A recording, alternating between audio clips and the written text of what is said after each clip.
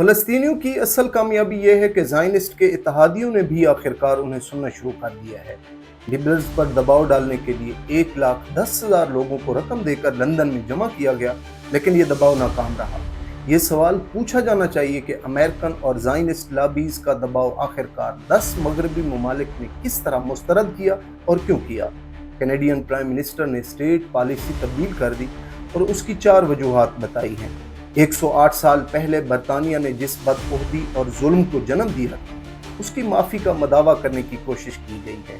1% فلسطینی بھی اسرائیل کو قبول نہیں کرتے، مگر فلسطینی 78% اپنی تاریخی زمین ہارنا قبول کر چکے ہیں۔ ایک سعودی کرون پرنس سے زیادہ دلے تو فرینچ پریزیڈنٹ نکلے، جو فلسطین کے لیے 3 بیرونی اور 1 اندرونی طاقت سے لڑ رہے تھے۔ یہ ہے آپ کی دنیا اور میں ہوں آپ کا ہوسٹ عمران لغاری۔ جی تو دوستو، کیسے ہیں آپ؟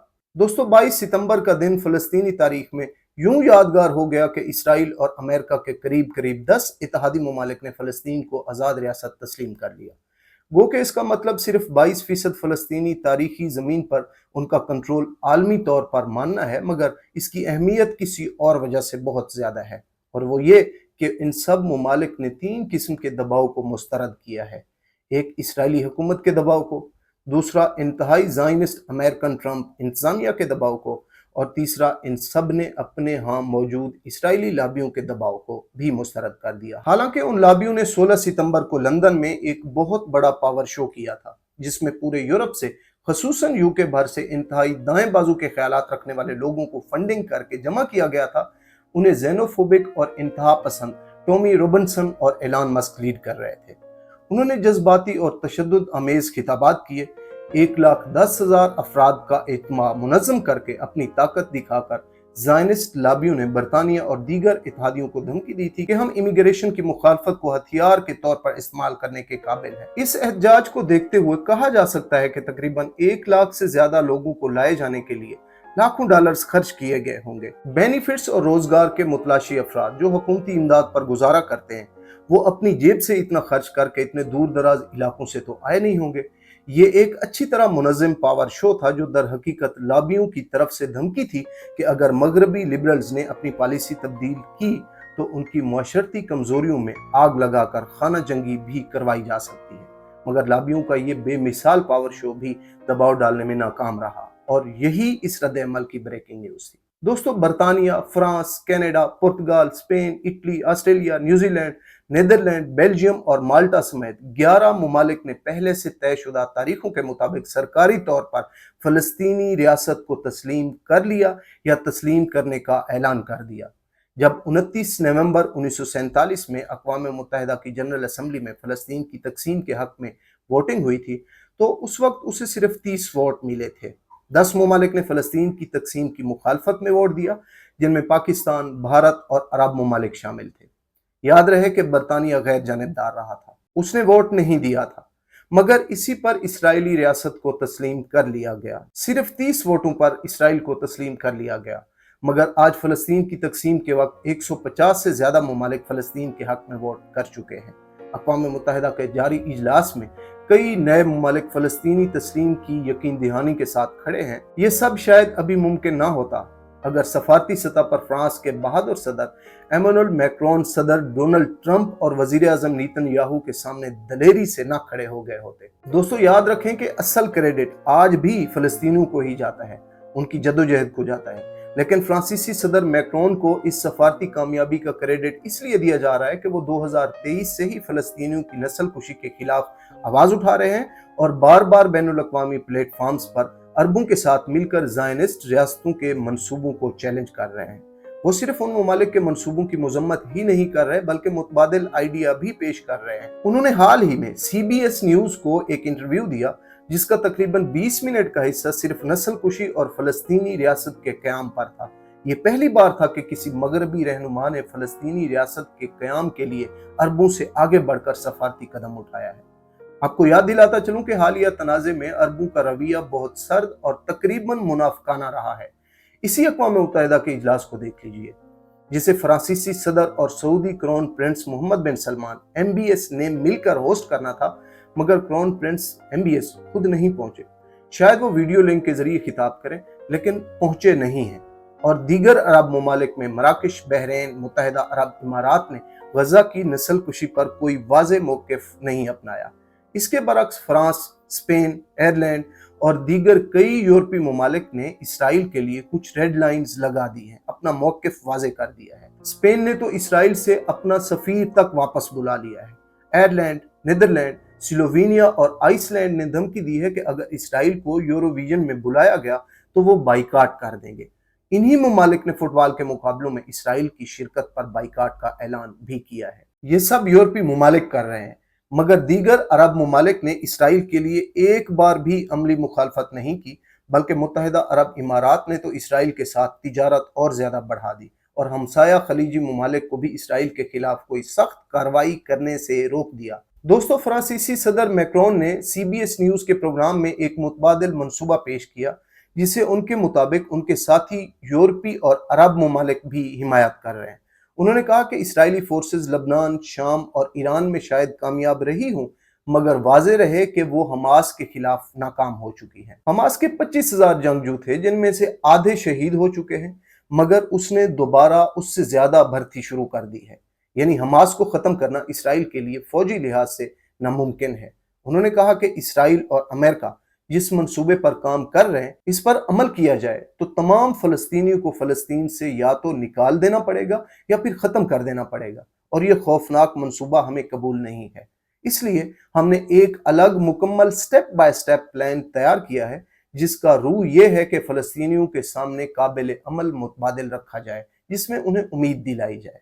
उनके मुताबिक ये प्लान 5 मरहलों पर मुश्तमिल होगा, जो हंगामी नोयत के होंगे। पहला मरला तंजीम नौ का होगा, जिसमें फलस्तीनियों को हमास से अलग करके बैनुल अक़वामी बरादरी के साथ मिला दिया जाएगा। दूसरे मरले में फौरी जंग बंदी करवाई जाएगी, तमाम इसराइली कैदियों को वापस किया जाएगा और गजा में इंसानी इमदाद के सारे जराए खोल दिए जाएंगे। इसके साथ ही गजा में एक बैनुल अक़वामी फोर्स तैनात की जाएगी, जो अक़वाम मुत्तहिदा के मैंडेट के तहत काम करेगी और फलस्तीनियों की दाखिली सलामती की जमानत बनेगी। मैक्रोन के मुताबिक यही मराहिल इसराइल के तवील मुद्दती तहफ़्फ़ुज़ को यकीनी बनाएंगे और फ़लस्तीनी रियासत के क़याम को भी। जब प्रोग्राम की मेज़बान ने पूछा कि इसराइल और अमेरिका तो आपके प्लान को मुस्तरद कर रहे हैं और डोनाल्ड ट्रंप तो गजा के लोगों को रज़ाकाराना तौर पर किसी और मुल्क जाने का कह रहे हैं, इस पर सदर मैक्रोन ने जवाब दिया कि गजा में लोगों को बेदखल करने का मंसूबा सिवाय लोगों को मारने के और क्या हासिल कर पाएगा। अगर वो ये चाहते हैं कि पहले गजा से सब लोगों को निकाल कर फिर मुस्तकबिल का कोई प्लान तय किया जाए, तो ये पागलपन है। अमेरिका और फ्रांस को अपनी साख के लिए भी ऐसे खौफनाक मंसूबे का हिस्सा नहीं बनना चाहिए। लोगों को उनकी जमीन से निकालना, जिस पर बैनुल अक़वामी कवानीन के मुताबिक इसराइल का कब्जा जायज नहीं, वो कहते हैं कि ये नाकाबिल कबूल है। इसी दौरान कनाडा के प्राइम मिनिस्टर मार्क कार्नी और बरतानवी प्राइम मिनिस्टर केयर स्टारमर ने भी फलस्तीनी रियासत को तस्लीम करने, इसराइल के तहफ़्फ़ुज़ और इसराइली हुकूमत के गजा में कत्लेआम पर अपने बयानात दिए हैं।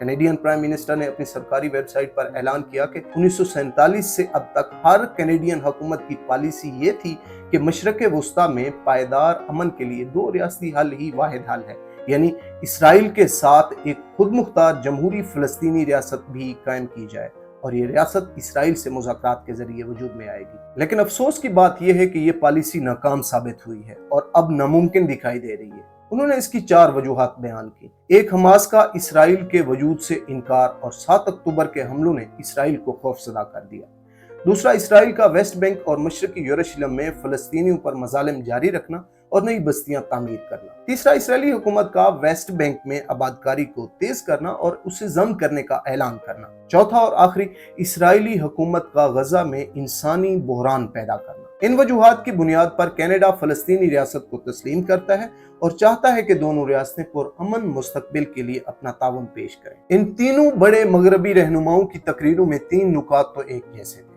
इसराइल के गजा पर कब्जे को मुस्तरद करना, हमास का फलस्तीन के मुस्तकबिल में कोई किरदार तस्लीम न करना और इसराइल के साथ पुरअमन फलस्तीनी रियासत के क़याम पर अज़्म। इन सब के बयानात में हम का लफ्ज बहुत वाज़ेह था, जिससे जाहिर होता है कि वो अपने साथ दीगर 10 ममालिक को भी शामिल कर रहे थे। दोस्तों, आखिर में मुख्तसरन ये जानना जरूरी है कि जब बरतानवी मैंडेट फलस्तीन में खत्म हुआ था, तो ये सरजमीन आखिरकार ज़ायनिस्टों के हाथ कैसे लगी।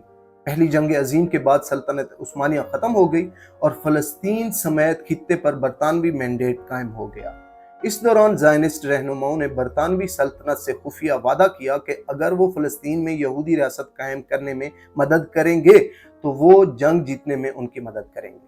یہ وعدہ فلفور ڈکلیریشن کی شکل میں 1917 میں سامنے آیا۔ 1918 میں جنگ ختم ہونے پر فلسطین میں صرف 7% زائنسٹ آباد تھے، جبکہ 93% فلسطینی تھے۔ برطانیہ نے مختلف معاہدوں کے تحت ہر سال دنیا بھر سے یہودیوں کی فلسطین میں آمد کو یوں ہی جاری رکھا اور زائنسٹ دہشت گرد گروہوں نے برطانوی افسران کو قتل کر کے مزید دباؤ بڑھایا۔ دوسری جنگ عظیم کے بعد برطانیہ نے اس مسئلے کو اقوام متحدہ پر ڈال دیا اور یہ کہہ کر چلے گئے کہ وہ اس کے فیصلے کو نافذ کرنے کی ذمہ داری نہیں لیں گے۔ اس وقت تک زائنسٹ آبادی 33% ہو چکی تھی اور جدید ہتھیاروں سے لیس تھی، جبکہ فلسطینی بکھرے ہوئے، بے قیادت اور کم ہتھیاروں والے تھے۔ جب اقوام متحدہ نے فلسطین کی تقسیم کے حق میں ووٹ دیا تو زائنسٹوں نے فلسطینی دیہاتوں پر حملہ کر کے قتل عام شروع کر دیا اور برطانوی فوجوں کے انخلاء کے بعد یہ سلسلہ تیز ہو گیا۔